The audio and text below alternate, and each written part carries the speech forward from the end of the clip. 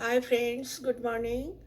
आज हम लोग साइंस का जो है अभी एग्ज़ाम के चलते हम खाली पेपर रिपीट करेंगे। प्रैक्टिस पेपर है, ये 10 साल का इम्पॉर्टेंट पेपर है जिसमें हम लोग जो है अभी देखेंगे। पढ़ना पढ़ तो लिए हैं।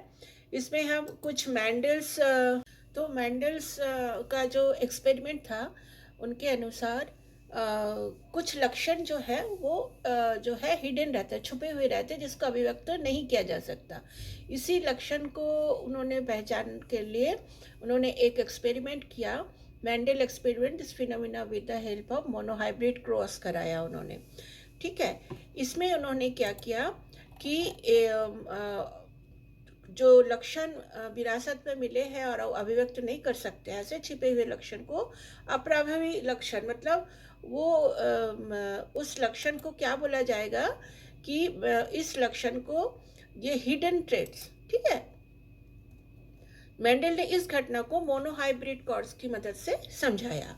मेंडल द्वारा किया गया मोनोहाइब्रिड क्रॉस में लंबे पौधों को क्या कराया गया, इस बड़े पौधे से क्रॉस कराया गया। क्या कराया गया? Monohybrid cross performed by Mendel. Tall plant was crossed with a plant, drop plant, which produce all tall plants. F1 program. तो F1 में जो भी जितने भी पौधे बने क्रॉस करने के बाद वो सारे कैसे पौधे मिले हैं? बोनोबल, जिसमें सभी पौधे कैसे थे? लंबे थे। फिर उन्होंने क्या किया? टॉल प्लांट को टॉल प्लांट के साथ क्रॉस कराया। However when this F1 all tall plants are crossed with each other, एक दूसरे के साथ क्रॉस कराया, both tall and droppy plants were obtain in F2 generation. तब उन्होंने क्या देखा? कराने के बाद F2 पीढ़ी में लंबे और बौने दोनों प्रकार के मटर के जो बीजे वो प्राप्त हुए। इसके मतलब जो हिडन कैरेक्टर है क्रॉस करने से वो बाहर आया। ठीक है। तो ये इसको क्या रिप्रेजेंट किया, ये एक्सप्रेस किया? F2 पीढ़ी में बौने मटर के पौधा पुनः प्रकट होना सिद्ध करता है कि वह बौना है वो। तो ये मेंडल ने छुपे हुए लक्षण को एक्सपेरिमेंट के द्वारा उसको बाहर निकाला। देखिए, एक एक्सपेरिमेंट का डायग्राम भी है। ये दो टीटी जो है, कैपिटल टीटी और स्मॉल टीटी। कैपिटल टीटी लंबे पौधे वाले और स्मॉल टीटी कौन सा है? बौने पौधे वाले। ठीक है। ये गैमेट्स हैं, दोनों के सेक्स पार्ट्स हैं। ठीक है। तो ये दोनों को क्रॉस जब कराया F1 में, जिसमें हेट्रोजाइपस टॉल प्लांट्स, जो जितने भी पौधे आए हैं प्रोग्राम 2 में, क्या क्या मिला है? अभी हम लोग ने क्या देखा? सभी पौधे क्या थे? लंबे थे। सभी पौधे क्या थे? लंबे थे। और फिर उन्होंने क्या किया? फिर तो लंबे लंबे पौधे के साथ उन्होंने क्रॉस किया सेम में, ईच अदर में। तो जो मिले वो कैसे थे? बौने थे। ठीक है। इससे क्या सिद्ध हुआ कि जो हिडन कैरेक्टर है, इस तरह क्रॉस फर्टिलाइजेशन करने से इसको हाइब्रिड कहा गया। आजकल हाइब्रिड का ही जमाना है। आपने देखा है हाइब्रिड का कितना ज़्यादा प्रचलन हो गया है कृषि में। तो इस उन्हीं का ही देन है। इसलिए उसका जन्म, हाइब्रिड का जन्मदाता कौन माना गया? उन्हीं को माना गया, मेंडल्स जी को। फिर एक्सप्लेन बर्डिंग इन हाइड्रा। फिर हम देख रहे हैं हाइड्रा। हाइड्रा, इसका डायग्राम ये है, अभी बताएंगे। पहले हम इसका बर्डिंग का बारे में थोड़ा जान लेते हैं। ठीक है। एक्सप्लेन, ये भी क्वेश्चन बहुत बार रिपीट हुआ, बार बार रिपीट हुआ। ये सब रिपीटेड क्वेश्चन है। ठीक है। तो इसको देखते हैं हम लोग। तो explain budding in hydra with the help of label diagram. क्या है हाइड्रा? एक ये जो प्लांट है दिख रहा है आपको, ये है इसका इस तरीके का देखने में। तो ये है टेंटेकल्स जो मूवमेंट करता है, ये इसका बॉडी है। और ये बर्ड है, इसके शरीर में इस तरीके का उभार निकल आता है जिसको बर्ड कहते हैं। और धीरे धीरे ये बढ़ता है, मैच्योर होता है, और मैच्योर होकर मेन बॉडी से इस तरीके से ये अपने आप डिटैच हो जाता है, गिर जाता है, और एक नए पौधे को ये, मतलब नए हाइड्रा को ये जन्म देता है। इस तरह इसको कहते हैं बर्डिंग प्रोसेस से इसका रिप्रोडक्शन होता है। ठीक है। ये बर्डिंग प्रोसेस है।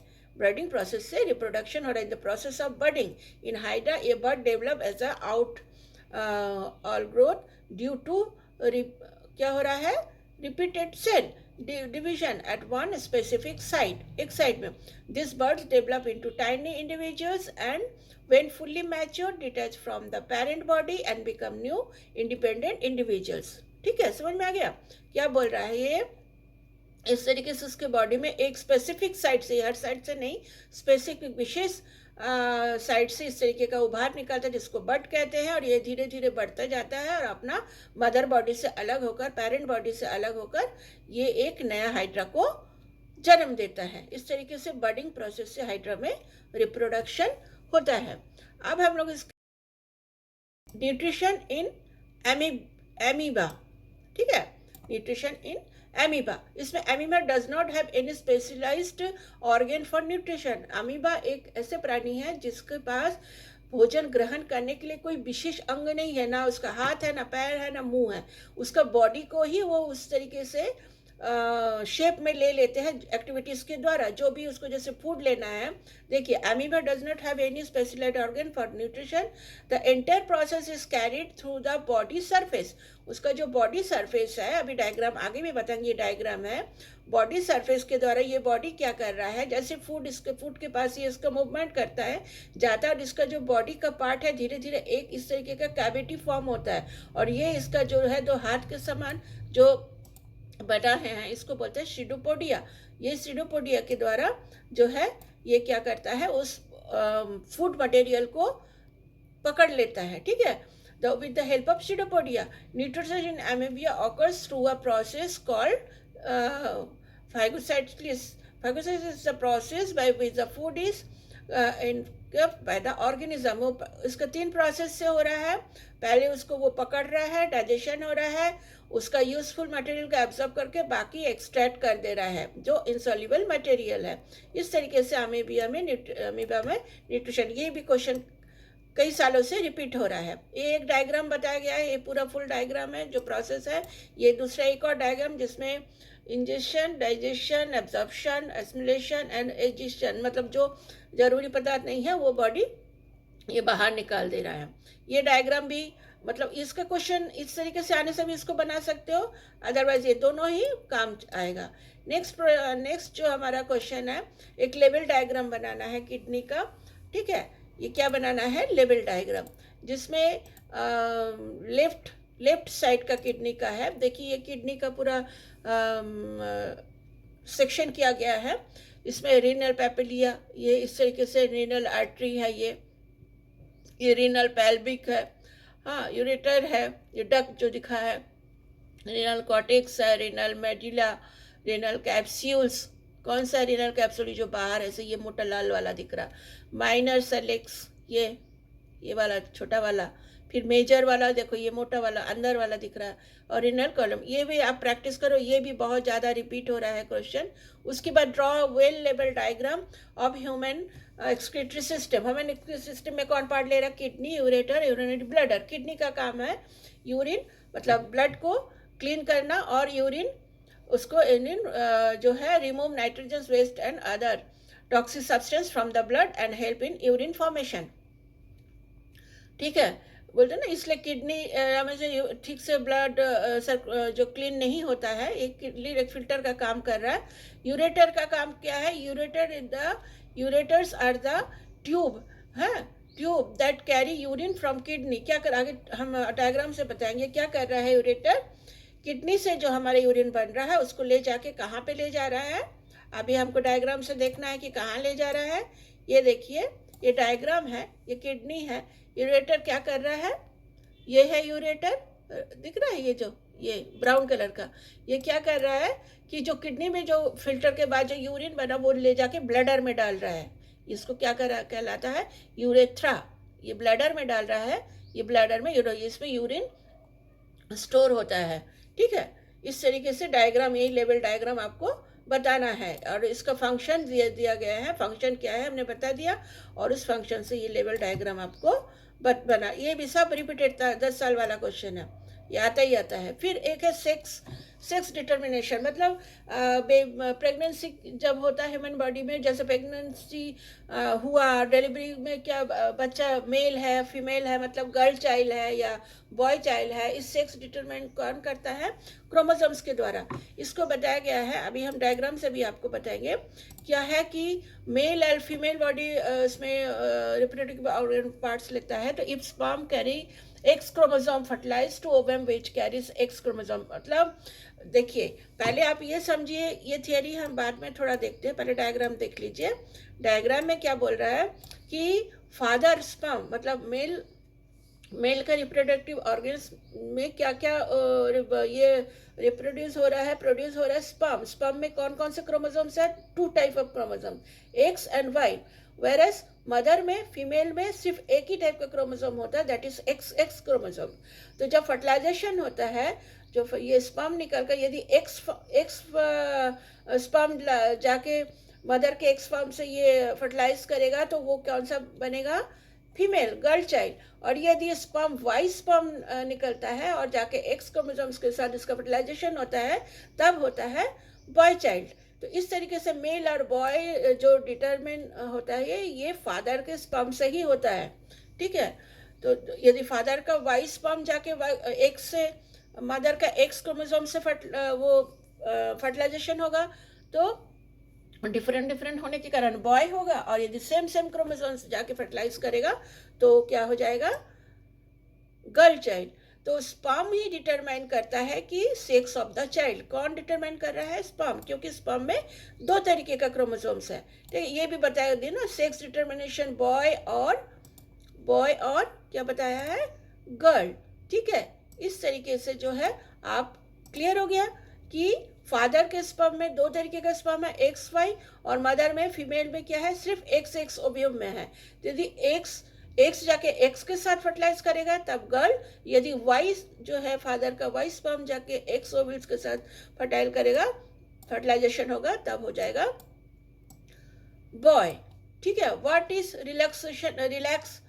Reflex action? रिफ्लेक्स होना मतलब पलट के आना, कोई भी रिफ्लेक्शन हो जाना, मतलब कोई भी, जैसे बोलते हैं ना, इससे रिफ्लेक्ट हुआ है, कुछ भी चीज आप डाल रहे हैं वो वापस आ रहा है, दैट मीन वो रिफ्लेक्ट हुआ। वो कोई भी सब्जेक्ट पर हो सकता है। हम लोग यहाँ पे सेंसरी ऑर्गन्स के बारे में बात करेंगे। Reflex is an involuntary and sudden response to stimuli. मतलब स्टिमुलाई हम लोग इसके पहले पढ़ा है प्लांट्स के बारे में और ह्यूमन बॉडी के भी बारे में, कि जब ये चेतना का सेंस होना, जैसे कोई गर्म चीज भी आप अचानक, आपको पता नहीं कि ये गर्म है नहीं है, तो अचानक हाथ पड़ गया तो हट से आपका हाथ हट जाना, वो क्या हुआ? रिफ्लेक्शन।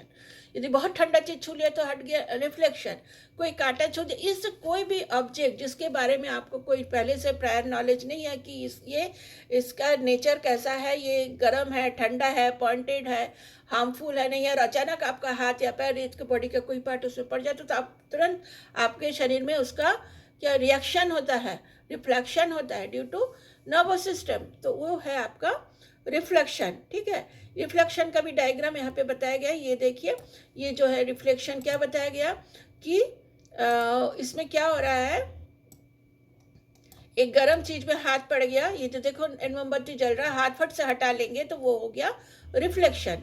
ठीक है, इस तरीके से आप रिफ्लेक्शन को बता सकते हैं। एक और डायग्राम ये भी है रिफ्लेक्शन का, ये देखिए, गर्म पतीला में हाथ दिया तो तुरंत इसका इंफॉर्मेशन ब्रेन में गया, ब्रेन बोल रहा है तुरंत हाथ हटाओ, तो ये रिफ्लेक्शन रिएक्शन हुआ इसका। ठीक है, ये भी क्वेश्चन बार बार रिपीट हो रहा। फिर पॉलिनेशन, हमने इसके पहले वाले ब्लॉग में डायग्राम के द्वारा आप लोग को बताया है पॉलिनेशन के बारे में। तो ये pollination, self pollination, cross pollination और फर्टिलाइजेशन, ये भी बार बार रिपीट हो रहा है। तो सेल्फ पॉलिनेशन में क्या है कि उसी पुष्प का जो एंथर है, मतलब मेल पार्ट से जो एंथर निकल रहा है, वो जाके उसी पौधे का फीमेल पार्ट में, मतलब स्टाइल से होकर स्टिग्मा, स्टिग्मा से ओवेरी में जाके फर्टिलाइजेशन, मतलब एक ही पौधे में दोनों काम हो जा रहा है। तो वो है सेल्फ पॉलिनेशन। पोलन जाके स्टिग्मा से, पोलन से एंथर, एंथर से जाके स्टिग्मा में जा रहा है, तो ये बन जा रहा है, क्या हो रहा है? Self pollination. और क्रॉस पॉलिनेशन में 2 अलग अलग पौधे पार्ट ले रहे हैं। ठीक है, इसका पोलन के, तो वो हो जाएगा क्रॉस पॉलिनेशन। तो इस तरीके से हमने आप लोग को पॉलिनेशन, इसके पहले भी आप लोग को हमने बताया कि pollination is the act of transferring pollen grains from the male anther of a flower. मतलब पोलन ग्रेन्स क्या हो रहा है, देखिए डायग्राम में है, ये जो येलो पार्ट है ये मेल, और ये जो फीमेल पार्ट है ये वाला ये स्टिग्मा है, ये लंबा वाला जो दिख रहा है स्टाइल, और ये जो फुला हुआ है ये है ओवेरी। यहाँ से एंथर, यहाँ पे छेद है, यहाँ से चला जाता है अंदर की तरफ आके, यहाँ पे ओवेरी में आके ये फर्टिलाइजेशन होता है और सीड का फॉर्मेशन होता है। ठीक है, तो ये जो है ये पार्ट्स ऑफ फ्लावर, इसी से आप इसको एक्सप्लेन कर सकते हो पॉलिनेशन को।